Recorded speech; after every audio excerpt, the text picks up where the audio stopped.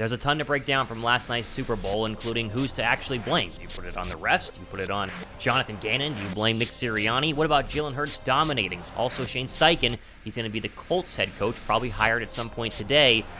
Oh man, I'm Thomas Mott. This is the Thomas Mott Show.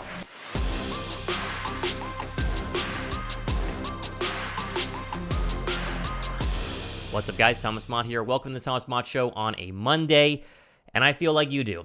Sick this morning. Absolutely devastated. Absolutely sick. Not sure where this show is going to go today. I'm just kind of going off the cuff here, but I think we need to obviously react to what happened to last night and obviously the Super Bowl loss, but kind of go through everything that went wrong for Philadelphia and the couple of things that went right. And I think that's kind of where I want to start and just go kind of point by point. You know, you talk to people at the water cooler today, you talk to your friends and family last night, you see you on Twitter, and we need to talk about a lot of things that went wrong for Philadelphia too.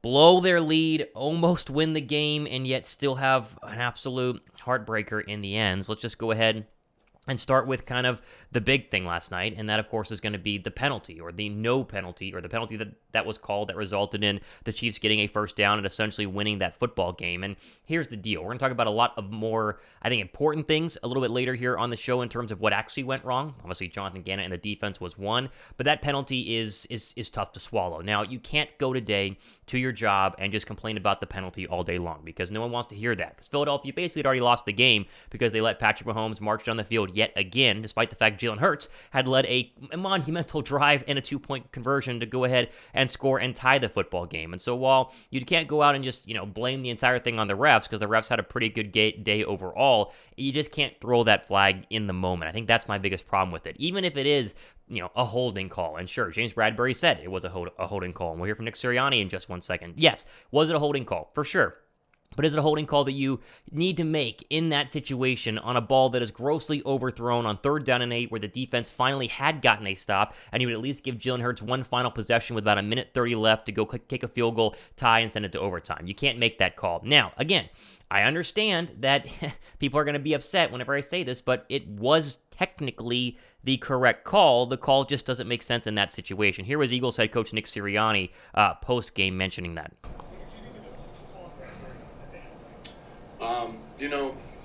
I'm not, it's not my job to, you'll see me on the sideline. I'm going to argue with different things of calls here and there, but it's not my job to make the call. Those guys got to do that in split second, scenarios. And so, that's what he saw, and he called it. And so that's never, I know it always appears to be that, it's one call that makes the game. It's not what it is, right? It's not what it is. There's so many plays that contribute to the end result of the game, and today they were better than we were.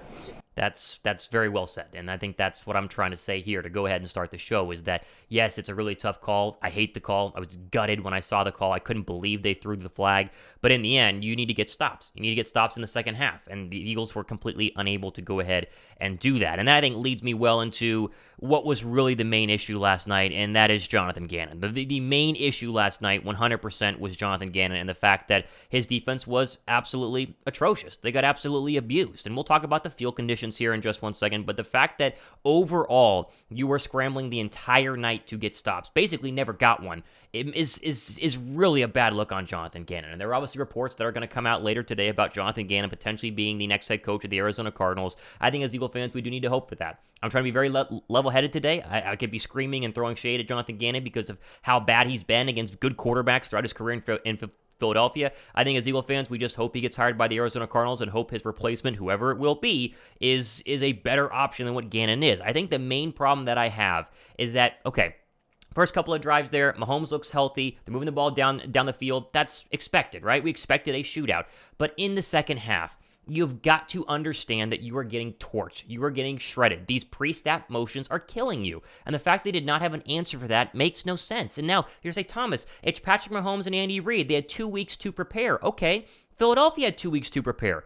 Not the Chiefs did anything special last night in terms of anything different than what they've done all year long. You're telling me Jonathan Gannon and I guess Vic Fangio, which that would turn out to be a bust, a 2-week contract, couldn't figure out how to stop motions? Gannon's idea of a defense is to play soft coverage, zone coverage, and hope your front four gets enough pressure to force not only sacks but turnovers. And once you realize last night, early in the third quarter that you're not getting any sort of pressure, which we will talk about, and you're not going to force any sort of turnovers, you've got to have some adjustments, and Gannon had none of them. If you're going to put the blame on anybody for what happened last night, it's Jonathan Gannon. It's not the referees for a bad 3rd down and 8 holding call. It's Jonathan Gannon being unable to stop Patrick Mahomes, who was 14 of 15 in the second half and scored 8 on every single drive they touched the football with. That cannot happen. That is absolutely horrible and just guts me this morning, the fact that Gannon was unable to do any sort of adjustments. Now, I want to make another case here. The pass rush was non-existent, and that leads me into talking about the field conditions, because people are talking about the field conditions today.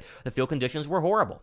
They were absolutely terrible. And I think Philadelphia's pass rush, no, it's not an excuse, but it's true. I think Philadelphia's pass rush was hindered greatly by the fact that anytime Hassan Reddick or Josh Sweat tried to get around the edge, they're slipping and sliding. There are videos of that I posted on my Twitter account at RealThomasMott. It was horrifically bad last night. Now, that's not an excuse, right? The Chiefs play in the exact same field, and so you can't just say, well, if our pass rush could get their cleats set, then maybe they would have won the game. But, oh my goodness, the fact you couldn't get a single sack on Patrick Mahomes, really hardly even touch him all night long, is, I don't know, what do you want me to say? It's brutal. It's tough. It's really, really tough overall.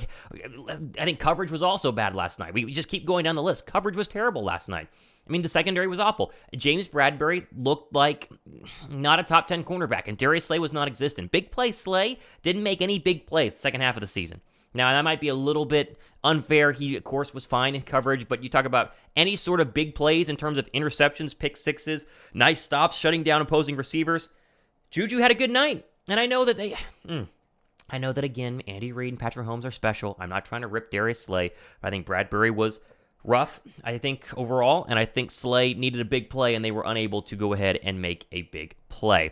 All right, we're going to go ahead and get into some more stuff here, including punt coverage, including the Devontae Smith call that was overturned, the Quez Watkins drop, and just once again, first, though, I do want to mention that despite the fact it's a terrible Monday, I did say that I would pick one of you guys who were members of the show to get the Boston Scott mini helmet, and so Shane Baker, you have been selected. Mott Gold member, of course, got to be a member for a chance to get it. Shane, shoot me a message on Twitter at RealThomasMott, send me all your information, or email me, thomasmottshow@gmail.com, and I will get this in the mail to you probably tomorrow, so congratulations. Hopefully you enjoy it. I really hope the Giant Killer would get more carries than he did, but what are you going to do? Also, Philly Sports Wrap, still waiting for you to message me about the towel. Send me a message. That way I can get the towel sent out to you. If not, I'll pick somebody else on the show tomorrow. Let's move over here to a couple of other things we need to at least mention.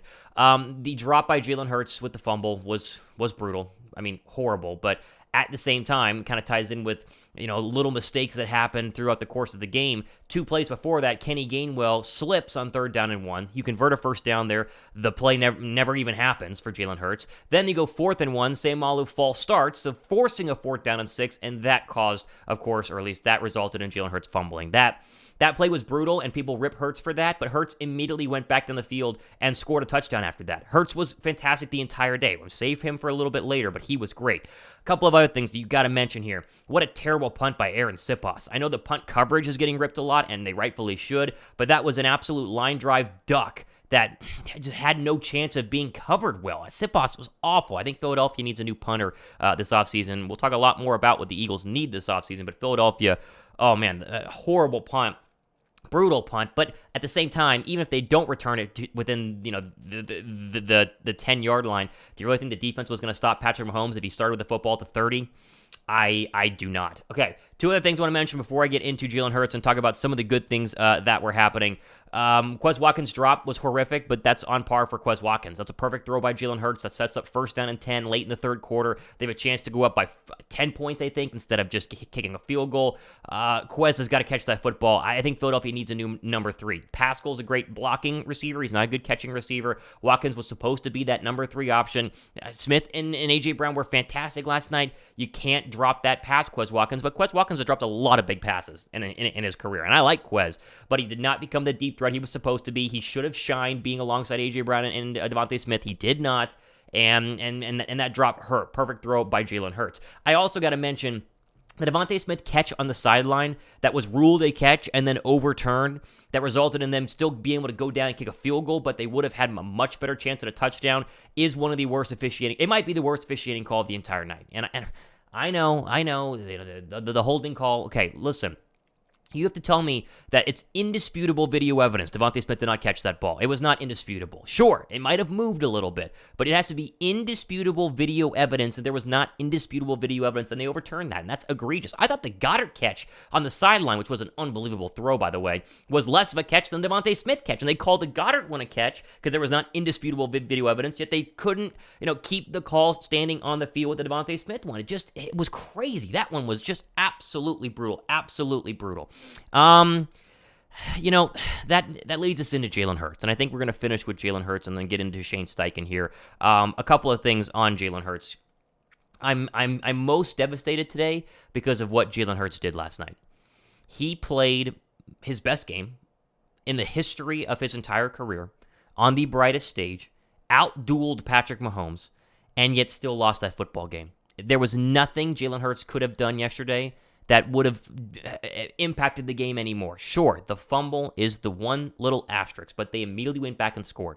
If the defense gets one stop, Jalen Hurts wins that game. He wins MVP. He has a historic stat line tying Terrell Davis for most rushing touchdowns by any player in Super Bowl history, and all we hear today are all the idiots out there who wanted to hate on Jalen Hurts throughout his NFL career eat crow on national TV today. I wanted nothing more. I'm gutted for him. Now, you will see this video, Patrick Mahomes from CBS Sports being asked about Jalen Hurts last night. This at least makes me smile a little bit. Listen to Patty. If there was any doubters left, there shouldn't be now. I mean, the way he stepped up on this stage and ran through the ball, whatever it took for his team to win, I mean, that was a special performance. I don't want it to get lost in the loss that they had. I mean, even whenever we got all the momentum in that game and we went up 8 points in the fourth quarter, for him to respond and move his team right down the football field and run it in himself for the 2-point conversion, it was a special performance by him, man. And I mean, you make sure you appreciate that when you look back on this game. Yeah, and Patrick Mahomes is exactly right with everything that he just said. The problem is no one's going to appreciate it. It's just going to be, awfully mentioned on a couple of shows this morning, and then we're going to move on and keep talking about Jonathan Gannon being terrible and the defense giving up a bunch of points, and we're going to miss the fact that Jalen Hurts might have had the greatest quarterback performance in a losing effort in Super Bowl history. He was so good. He was so accurate. He was so decisive. He threw... Every ball was perfect. I mean, he ran the football so well. The shoulder still probably is bugging him. We might get a report on that later today or tomorrow. And the fact that we are wasting that opportunity is devastating. Now, Jalen Hurts is going to get a massive contract this offseason. A massive contract this offseason. It's going to be around $50 million. We're going to talk about it tomorrow on the show. He deserves it. And I know that you're going to say, Thomas, he needs to take a pay cut. Thomas, he needs to, save money for some of these other free agent players, which we'll talk about on the show. Thumbs up, subscribe for off-season stuff here. But he proved to everybody last night he's an MVP caliber quarterback who can rise to the occasion in the biggest stages. And that's exactly what he did. And the fact we're wasting that is probably why I'm most gutted this morning, because he was absolutely, unbelievably special all season long. Still had doubters, was even more special in the postseason. In the Super Bowl, shines in the biggest stage, and because his defense, which was supposed to be the best defense I have seen for the Eagles this year, couldn't get one stop, he ends up losing the football game. I'm gutted for Jalen Hurts today. I'm devastated for Jalen Hurts today. Now, I do want to share a really nice moment here. I believe this is Giovanni from the Giovanni podcast, the GeoPod podcaster on Twitter. He was at the Super Bowl. See him on the bottom right of the screen here from CBS. He has an incredible question for Jalen Hurts. And if you don't want to pay Jalen Hurts $50 million, fine. But let's at least acknowledge that after losing that game, for him to have that smile on his face and this answer, this is a really special moment here from Gio and Jalen Hurts. Listen to this. What is one lesson that you learned from this game that you'll take on to the next?